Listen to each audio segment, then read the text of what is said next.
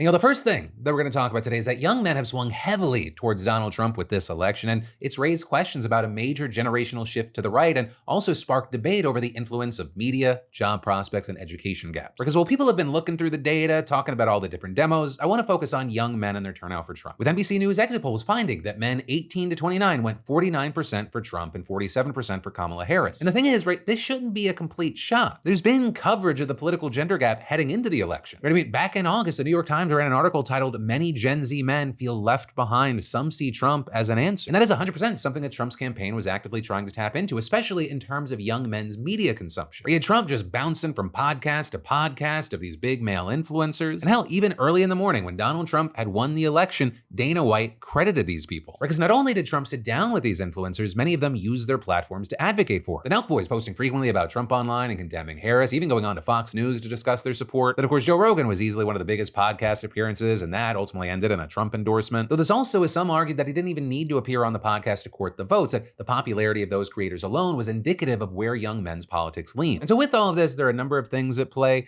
If you are someone in this demographic that voted for Trump, I would love to hear your thoughts on why you did it, why you didn't do it. And it can be a specific thing or a general thing, but follow to stay in the loop.